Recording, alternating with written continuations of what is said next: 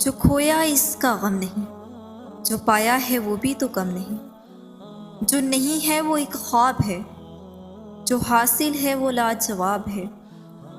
تم پریشان ہو، مایوس ہو، رنجیدہ ہو یا پھر غمگین ہو تو سنو، قرآن پاک میں اللہ تعالیٰ فرماتے ہیں یقیناً ہم نے ہر انسان کو مشقت کے ساتھ پیدا کیا۔ جانتے ہو اس آیت کا مطلب کیا ہے؟ جب انسان پیدا ہوا تو اس کے ساتھ ہی اس کی مشقت بھی شروع ہو گئی، لیکن فرق یہ تھا کہ تب یہ مشقت اس کے ماں باپ کر رہے تھے۔ نہ اسے کوئی پریشانی تھی، نہ کوئی غم تھا، نہ یہ غمگین تھا، نہ رنجیدہ۔ جب وہ پروان چڑھنے لگا، ہر مشقت اس کے سر پر آ پڑی۔ چلو تھوڑے سے پل تو بنا مشقت کے گزرے، کیا فائدہ؟ تب ہوش بھی تو نہیں تھا۔ لیکن جب ہوش آیا تو کیا ہوا؟ غریب یہ سوچتا ہے کہ امیر کی زندگی میں پریشانیاں نہیں ہیں، ساری پریشانیاں غریب کے حصے میں لکھ دی گئی ہیں، تو ایسا نہیں ہے۔ اللہ تعالیٰ ہر انسان کو آزماتا ہے، ہر اپنے پسندیدہ شخص کو آزمائش میں ڈالتا ہے۔ یا تو وہ زیادہ رزق دے کر آزماتا ہے یا رزق کی کمی کر کے آزماتا ہے۔ اللہ تعالیٰ نے تو قرآن پاک میں فرمایا ہے مال اور اولاد آزمائش ہیں،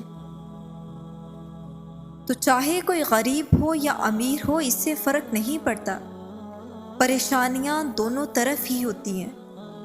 تو اس بات سے مایوس اور پریشان ہونا چھوڑ دو، اپنے سے اوپر لوگوں کو دیکھنا ہی چھوڑ دو، اپنے برابر کے لوگوں کو یا اپنے سے نیچے لوگوں کو تو دیکھ کر دیکھو، ان کے غموں کو، ان کی پریشانیوں کو دیکھو۔ تمہیں اپنی پریشانیاں، اپنے غم بہت چھوٹے لگیں گے جب تم کسی کو، اپنے سے نیچے کو پریشانی میں دیکھو گے، اپنے سے نیچے انسان کے حالات دیکھو گے۔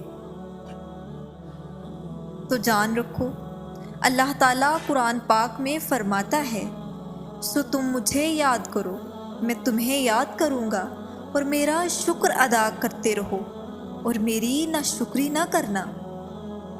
کتنی خوبصورت بات ہے نا؟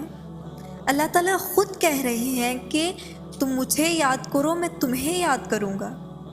اللہ تعالیٰ کی کبھی بھی ناشکری نہ کرنا۔ اللہ تعالیٰ ہر پریشانی کو دور کرنے والا ہے۔ جب تم اس مشقت کے بعد پریشان ہو جاتے ہو نا، مشقت کر کر کے تھک جاتے ہو، تو تمہارے لیے اللہ تعالیٰ نے رات بنائی تاکہ تم تھکے ہوئے ہو، تمہاری تھکن اتر جائے۔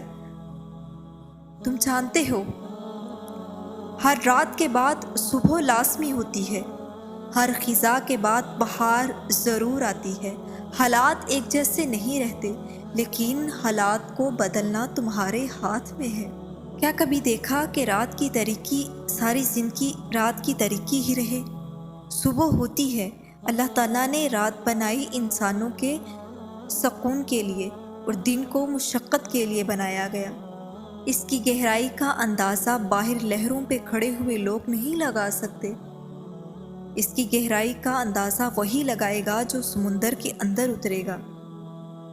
تو سنو، اللہ تعالیٰ قرآن پاک میں فرماتا ہے اللہ کی رحمت سے نا امید نہ ہو۔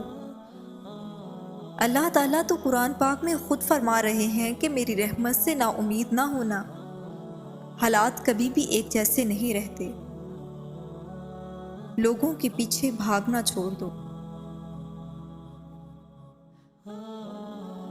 جب تمہیں لگے کہ تمہاری پریشانی دور نہیں ہو رہی تو تمہیں چاہیے کہ تم اپنے رب کے اور زیادہ قریب ہو جاؤ، اسے مناؤ، اس سے باتیں کرو، اسے بتاؤ، اپنے غم بتاؤ، اپنی پریشانیاں بتاؤ۔ جب تم اللہ کے بہت زیادہ قریب ہو جاؤ گے، وہ تمہیں ہر چیز سے نواز دے گا۔